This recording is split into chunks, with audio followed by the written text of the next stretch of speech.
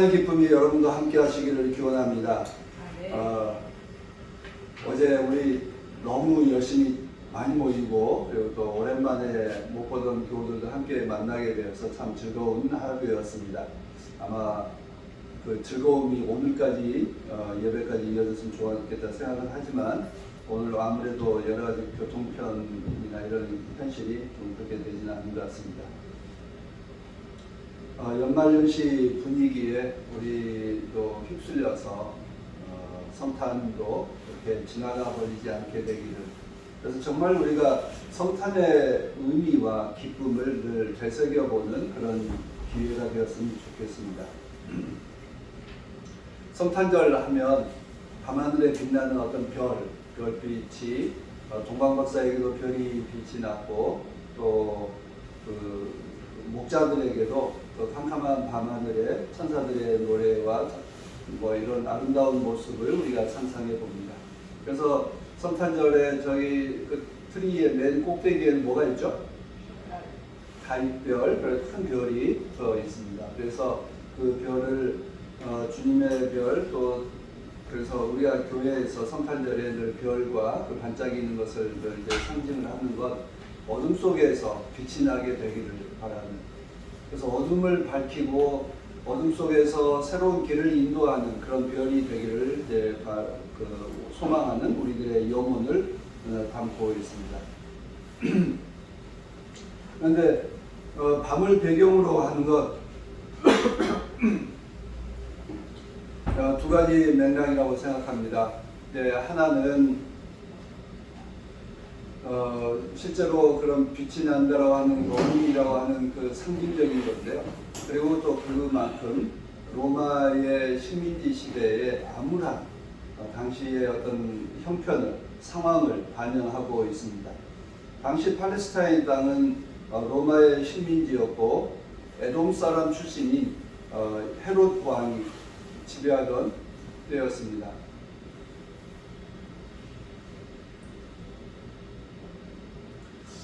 그래서 정말 이 폭정에 시달리는 이스라엘 사람들에게 도움이 필요했습니다.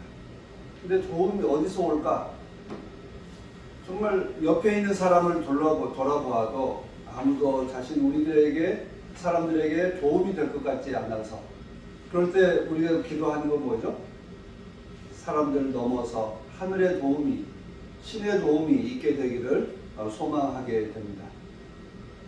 아마 이게 사람들이 어려움에 처해 가면, 어둠 속에 처하면 바라게 되는 것 같습니다. 어둠 속에 있을 때, 나에게 불이 없을 때 누군가 나에게 불빛을 비춰주기를 원하고, 내가 힘이 없어서 주저앉아 있을 때 누군가 나에게 손 내밀어서 나를 일으켜주기를 원합니다.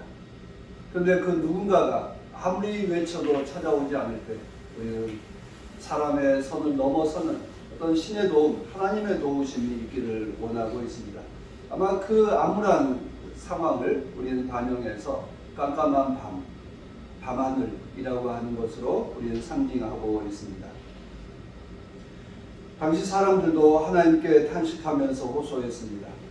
왜냐하면 그들은 끊임없이 힘이 약한 나라에 있었기 때문에, 예전에는 그 바빌론의 포로, 그리고 그때는 또 그 이후에는 페르시아의 식민지 지배, 또 나중에 그리스의 식민지 지배, 그리고 로마의 식민지 지배에 신음하고 있었기 때문에 그들은 끊임없이 하나님의 도우심 이외에는 어디에서도 도움을 받을 수 없는 그들의 현실이었습니다. 그래서 그들은 기도했습니다. 하나님 도와주십시오. 하나님 우리를 구원해 주십시오. 우리를 해방시켜 주십시오라고 하나님께 호소했습니다. 그런데 한번 생각을 돌이켜보면 그 기도를 들으시는 하나님은 어떠셨을까요? 하나님을 대신해서 이스라엘 사람들에게 예언자를 보내고, 그리고 그들에게 그 제사장을 세워주고 그들에게 왕을 세워주었는데 그 마음대로 되어가지 않을 때 하나님은 어떠셨을까?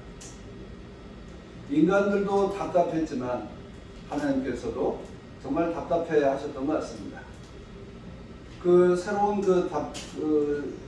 답답함이 하나님께서 새로운 행동을 하게 하셨습니다. 요한복음 3장 16절에서 이렇게 말씀하십니다. 하나님은 세상을 이처럼 사랑하사 독생자를 주셨으니 누구든지 저를 믿으면 멸망하지 않고 영생을 얻으리라 하셨습니다. 하나님이 세상을 사랑하셔서 안타까이 여기셔서 우리 출애굽기에서도 보면 하나님께서 그 고통의 신음소리를 들으시고 내려오셔서 보시고 그리고 그들을 해방시키셨다라고 하는 이 줄거리입니다. 요한복음도 역시 하나님께서는 세상을 사랑하셔서 독생자를 보내셨다라고 하십니다. 근데 그 독생자가 보내신 것은 세상을 구원하시기 위해서 보냈다라고 하는 것을 분명하게 말합니다. 근데 요한복음에는 성탄절의 이야기가 없습니다. 대신에 성탄절이 갖고 있는 의미에 대해서 우리에게 말씀합니다. 우리 모두를 사랑하시고 안타까이 여기셔서 직접 하나님께서 아들을 보내신 사건이다 라고 하는 것을 말하고 있습니다. 다시 말하면 성탄은 하나님이 사람이 되신 사건이다. 그래서 오늘 요한복음 14절에 말씀이 육신이 되었다라고 하는 것입니다. 그래서 말씀이 사람이 되었다라고 하는 것이에요. 그 말씀은 태초에 계셨고 그를 통해서 모든 피조물들이 만들어졌다라고 하는 것을 이야기합니다. 그래서 하나님께서 사람이 되신 사건, 그것이 곧 성탄입니다. 그래서 추상적인 진리와 추상적인 사랑이 구체적인 진리와 구체적인 사랑으로 나타나게 되었다. 물질이 되었다. 육신이 되었다라고 하는 건 그렇게 구체적으로 나타나게 됐다는 것입니다. 우리 흔히 이야기해서 내가 너를 사랑해 라고 이야기하면 뭐라 그러죠? 말로만 하죠. 뭔가를 행동이나 물질로 그 마음을 표현해보라고, 행동으로 표현해보라고 요구를 하게 됩니다. 그래서 하나님께서도 응답하신 겁니다. 그런데 10절의 말씀을 우리 읽었습니다. 그는 세상에 계셨다. 세상이 그로 말미암아 생겨났는데도 세상은 그를 알아보지 못하였고 그가 자기 땅에 오셨으나 그의 백성은 그를 맞아들이지 않았다. 사람들은 하나님의 사랑을, 하나님의 도우심을 호소하면서도 하나님을 알아보지 못했다 이것입니다. 여전히 하나님을 무시하고, 아니 사람을 무시하고 사람을 억압하고 차별하는 그 삶이 바뀌지 않았다는 것입니다. 2000년이 흐른 지금도 역시 우리는 어떻게 변했습니까? 2000년이 흐른 지금도 우리는 여전히 사람들을 환영하지 않고 기뻐하지 않고 서로 존중하지 않고 우리는 서로 하나님의 자녀로서 존엄한 존재로 인정하지 않고 살아갑니다. 내가 원하는 방식, 내가 원하는 선물이 아니기 때문입니다. 요한복음 12절에 이렇게 말씀합니다. 그를 맞아들인 사람들, 곧 그 이름을 믿는 사람들에게는 하나님의 자녀가 되는 특권을 주셨다. 이들은 혈통에서나 육정에서나 사람의 뜻에서 나지 아니하고 하나님에게서 났다. 그러니까 하나님의 자녀가 되는 특권을 마치 어떤 그 특별한 권리, 차별화할 수 있는 권리처럼 이야기하지만 말씀을 잘 들여다보면 그리스도를 맞아들이는 사람은 누구나 하나님의 자녀가 되는 특권, 여기서 그 특권에 대한 그 용어는 능력, 버디라고 하는 그런 단어입니다. 하나님의 자녀가 되는 능력을 주셨고 하나님의 자녀로서의 권위를 주셨고 했다라고 하는 것을 말하고 있습니다. 하나님의 자녀가 된 특권이라고 하는 것, 다시 말하면 특권의식, 선민의식에 사로잡힌 사람들에게는 매우 충격적이고 받아들일 수 없었습니다. 왜냐하면 그 특권은 어디에서 오죠? 이스라엘의 혈통으로만 온다고 생각했습니다. 세습적인 어떤 특권을 이야기했습니다. 또 그 중에서도 어떤 가문에 있는, 제사장 가문에 있는 사람들, 귀족 가문에 있는 사람들은 도저히 이 특권은 고유의 것이고 누구에게서도 빼앗길 수 없는 것이라고 생각했습니다. 그래서 하나님의 자녀가 된다라고 하는 건, 신의 자녀가 된다라고 하는 건 우리들에게만 주어진 특권이라고 생각했는데 요한복음은 그 특권은 누구에게나, 어떤 사람? 하나님이 사람이 되셨다라고 하는 것을 믿는 사람 누구에게나 주어진 특권이다 라고 이야기합니다. 그리고 이어서 말씀합니다. 그것은 혈통에서도 나는 것이 아니다. 육정에서 나는 것이 아니다라고 이야기할 때 그 사람의 어떤 그 사람이 가지고 있는 그 고유의 능력, 만일 내가 열심히 돈을 벌어서 그 백정들 가운데 돈을 열심히 벌어서 돈을 많이 사는 사람들 어떻게 했죠? 나중에 양반 그 족보를 사기도 했잖아요. 그런 것처럼 그렇게 육정에서 나는 것도 아니다. 오로지 믿음에서 그 예수가 하나님의 자녀라고 하는 것을 믿는 자에 대한 것으로 이야기할 때 그 특권이 주어진다라고 하는 것을 말하고 있습니다. 그래서 기존의 그 어떤 기득권을 인정하지 않는 것입니다. 로마인들은 식민지 지배자로서의 기득권을 가지고 있었고, 또 유대인들은 종교적인 특권의식을 갖고 있었고, 헬라 사람들은 문화적인 지배권을 자기들이 갖고 있다라고 하는 특권의식에 사로잡혀 있었습니다. 페르시아 사람들은 또 과거의 지배자로서의 어떤 그런 특권을 갖고 있었습니다. 이런 모든 특권과 그 기득권에 대해서 부정하고 오히려 예수가 하나님의 아들이십니다. 말씀이 육신이 되어 우리 가운데 머무시는 하나님의 아들입니다. 다시 말하면 우리 모두가 하나님의 아들입니다라고 하는 하나님의 자녀로서의 그것을 인정한다면 모든 사람들에게 평등하다라고 하는 것을 말하고 있습니다. 하나님의 자녀가 되는 데는 어떤 제한도 두지 않았습니다. 자격도 필요하지 않았습니다. 오로지 나사렛 예수는 하나님께서 사람이 되신 분이시다. 그것을 믿느냐라고 하는 것입니다. 그 나사렛 예수가 하나님의 아들이다라고 하는 그 표현에서 우리는 종종 오류에 빠집니다. 나사렛 예수만 하나님의 아들이고 하나님의 자녀고, 그럼 다른 수많은 사람들은 어떤 거죠? 근데 요한복음은 그 문턱을, 그 진입의 장벽을 허물어뜨렸습니다. 모두에게 문을 열어두었습니다. 모든 사람은 하나님의 자녀다. 하나님은 말씀이 되셔서, 말씀이 육신이 되셔서 우리 가운데 머무신 사건이, 그 성탄절의 사건을 믿는다면 우리 모두가 하나님의 자녀가 될 수 있다라고 하는 것을, 그 길을 열어주셨습니다. 그러므로 비로마인도, 비유대인도, 비헬라인도 모두 다 하나님의 자녀가 될 수 있는 그 넓고 넓은 길을 열어주셨다는 것입니다. 이 말씀이야말로 모든 사람들에게 평등하고, 모든 사람이 존엄하고, 모든 사람들에게는 고귀한 그 삶의 목적이 있고 하나님께서 사랑하신다라고 하는 것을 말하고 있습니다. 모든 사람이 특권을 갖는다면 그것이 특권일까요? 보편의 사랑, 모든 사람이 존엄하다라고 할 때 그 모든 안에 나도 역시 포함되고 나의 옆 사람도 포함되기 때문에 그것은 특권이 아니라 더 좋은 특권, 아니 보편적 권리가 되어 있습니다. 그래서 성서는 끊임없이 말씀하십니다. 하나님이 사람이 되셨다. 사람은 하나님의 형상대로 지음받았다. 그래서 더 이상 모든 사람은 어떤 특권 속에 살지는 않아야 된다라고 하는 것을 말하고 있습니다. 그런데 오늘 성탄을 맞는 오늘 우리들의 삶 속에서 우리는 여전히 교회가 차별하고 또 교회가 혐오를 선동하는 이 오류 속에 살고 있습니다.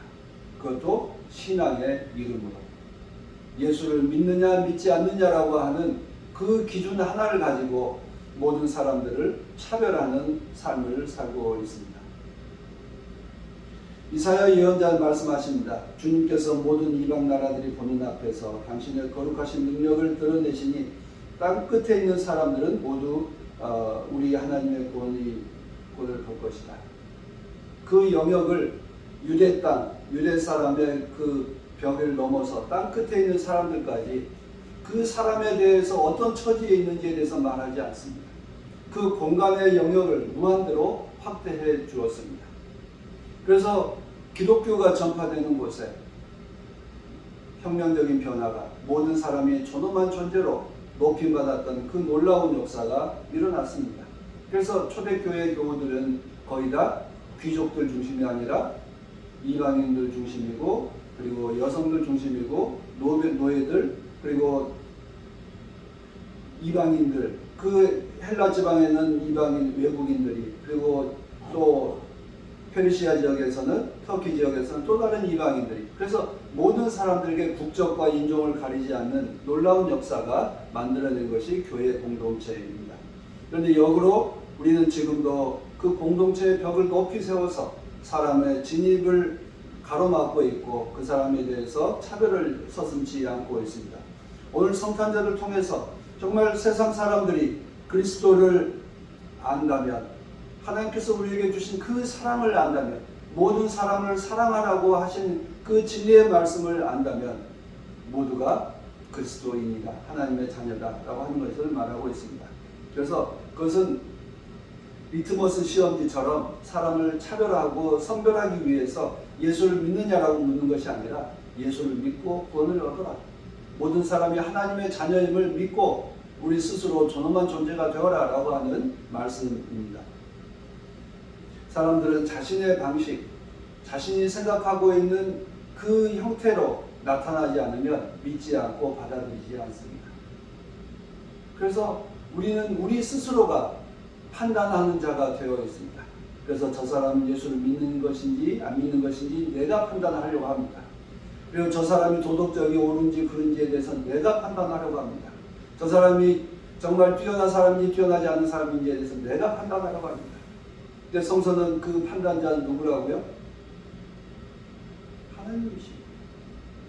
하나님만이 나의 판단자이시고 하나님만이 나의 심판자이십니다.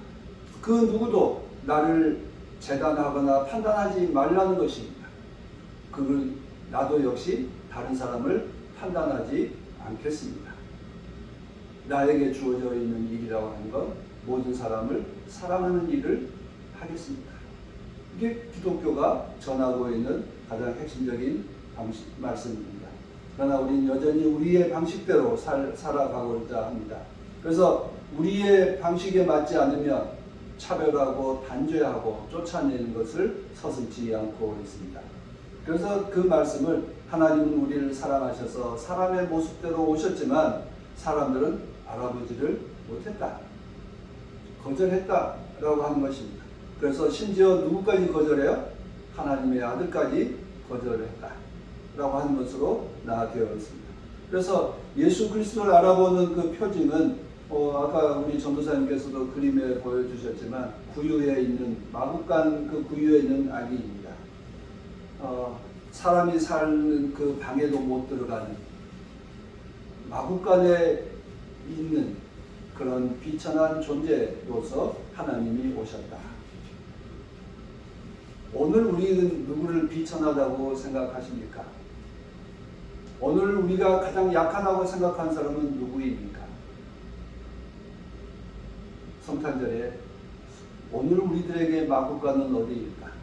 오늘 우리들에게, 나에게 목자들은 누구일까? 생각해야 합니다. 방이 없어 마구간에 있는 것으로 표현되어 있지만 결국 마구간에 있는 사람, 그것이 이제 목자이고 그리고 동물이고 다 동물 취급했던 그 시대에 마구간에 오신 분이 가장 낮고 천한 곳에 오셨다라고 하는 것을 말하고 있습니다. 교회는 집이 없는 사람의 지붕이 되어주고 말을 빼앗긴 사람의 입이 되어줘야 합니다. 그리고 이웃이 없는 사람에게 이웃이 되어주는 것이 교회입니다. 그 교회의 본분은 바로 이렇게 마구간에 태어나신 그분이 우리의 구세주입니다. 마구간의 그 아기의 가장 약한 약자의 모습으로 오신 그분이 하나님이십니다. 하나님이십니다. 그래서 그분을 하나님처럼 섬긴다면 우리가 구원을 받을 것입니다. 그 동학교에서 최시영 선생님이 배 짜는 며느리 이야기를 합니다. 배를 짠 사람이 누구냐? 하나님이시다 라고 이야기를 합니다. 그것은 바로 동학이 서학을 통해서 사람에 대한 존중하는 것을 새로 깨닫고 일어난 일입니다.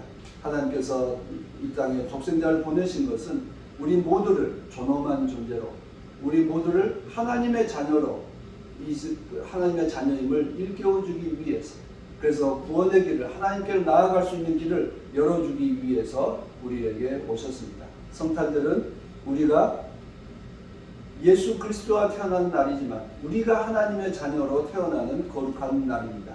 하나님의 사람으로 태어난 것을 확인하는 그리고 다짐하는 날입니다. 그래서 우리 서로에게 축복 인사를 하죠. 뭐라고 하죠? 메리 크리스마스. 즐거운 성탄. 누가 성탄돼요? 누가 거룩하게 태어나요? 내가, 여러분이, 우리가 거룩한 하나님의 자녀로 다시 태어나는 날이 되기를 바랍니다. 주님께서 우리를 축복하시는 복된 성탄절이 되기를 간절히 소망합니다. 옆 사람과 함께 인사해 볼까요? 하나님의 자녀로 태어나시니 축하합니다. 축하합니다. 네, 그런 성탄의 기쁨이 우리 함께 하길 빕니다.